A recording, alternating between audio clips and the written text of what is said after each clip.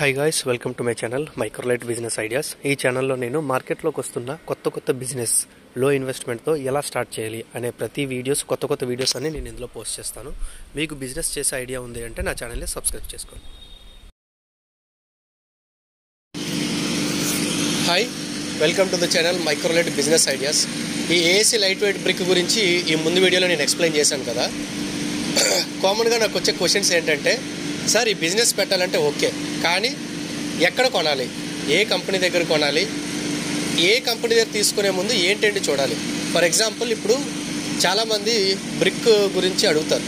ఈ బ్రిక్ తాలూకు స్ట్రెంత్ ఎంత, బ్రిక్ తాలూకు కాస్ట్ ఎంత, బ్రిక్ తాలూకు థిక్నెస్ ఎంత, ఇవన్నీ కూడా మీకు నెట్లో దొరికేవే. బ్రిక్ గురించి ఈచ్ అండ్ ఎవ్రీథింగ్ మనకి నెట్లో దొరుకుతుంది. అండ్ బ్రిక్ తాలూకు స్ట్రెంత్ అనేది మీ మీద బేసే ఉంటుంది. మీరు ఫార్ములా మంచిగా యూజ్ చేస్తే మంచిగా వస్తుంది, సిమెంట్ ఎక్కువ యూజ్ చేస్తే మంచి స్ట్రెంత్ వస్తుంది, లైమ్ ఎక్కువ యూజ్ చేస్తే మంచి కలర్ వస్తుంది. ప్రొడక్షన్ మీద బేసే ఉంటుంది బ్రిక్ తాలూకు స్ట్రెంత్ అనేది. బేసిక్గా అవుట్పుట్ అనేది మీ మీద బేసే ఉంటుంది. కానీ మీరు కొనుక్కుంటుంది ఇక్కడ మిషన్. సో అబ్జర్వ్ చేయాల్సింది మిషన్. సో కంపెనీకి మిషన్ అనేది ఇండివిజువల్గా ఉంటుంది. ఫర్ ఎగ్జాంపుల్, ఇక్కడ కటింగ్ మిషన్ ఉంది, దీని కాస్ట్ ఒక 6 లక్షలు అనుకుందాం. ఇదే కటింగ్ మిషను బయట కంపెనీ ఒక 3 lakhs ఇస్తుంది అనుకోండి. అక్కడ మీరు ఏం గమనించాలి, ఎందుకు 3 lakhsకి వచ్చేస్తుంది? ఫస్ట్ థింగ్, దీని తాలూకు వెయిట్. ఇది ఎంత బరువు ఉంటుంది?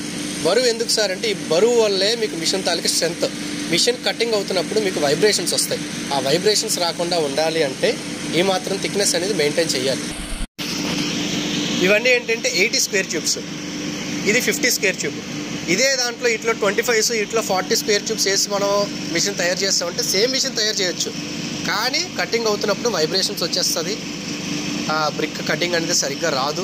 సో ఇవి మీరు చేయాల్సింది ఏంటంటే, ఫస్ట్ థింగ్ గమనించాల్సింది దీని తాలూకు బరువు ఎంత, ఏ ఐరన్తో చేస్తున్నారు, ఈ ఐరన్ మీద ఐఎస్ఐ మార్క్ ఉందా లేదా.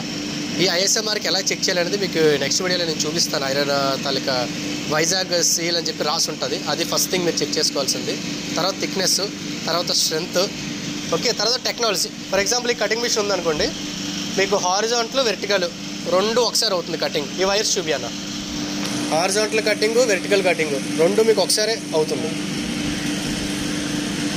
సాధారణంగా వెర్టికల్ కటింగ్ ఒకసారి అయ్యి హారిజాంటల్ కటింగ్ ఒకసారి అవుతుంది. సో అక్కడ మీకు ఏమవుతుందంటే, ఒక మిషన్కి ఒక మోటార్, ఇంకొక మిషన్కి ఇంకొక మోటార్, దీనికి 3 HP దానికి 3 HP, అరౌండ్ 6 HP యూజ్ చేయాల్సి వస్తుంది.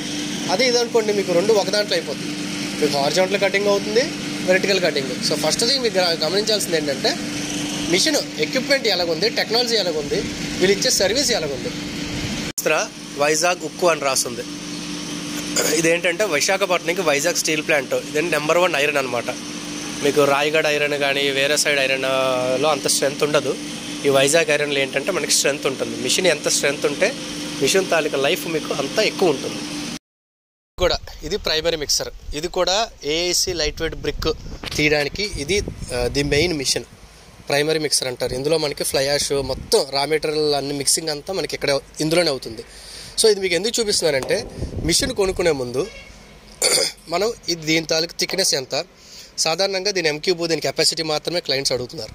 మనకు కావాల్సింది అది కాదు. దీని ఎంక్యూబ్, దీని తాలూకు కెపాసిటీ వేరు. ఫస్ట్ థింగ్ మీరు అడగాల్సింది, సార్ మీరు తయారు చేస్తున్నారు కదా, దీని బరువు ఎంత, దీని వెయిట్ మనకి ఎంత వస్తుంది, దీని థిక్నెస్ ఎంత అవుతుంది, మేడ్ అంటే ఐరన్ ఉంది కదా, మీరు ఎంత థిక్నెస్ వాడుతున్నారు, ఐరన్ ఎక్కడి నుంచి తెప్పిస్తున్నారు, ఈ ఐరన్ మీద వైజాగ్ ఉక్కు ఉందా లేదా.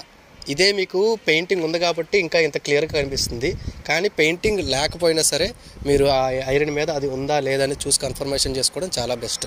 సో మీరు ఇందులో గమనించాల్సింది ఏంటంటే,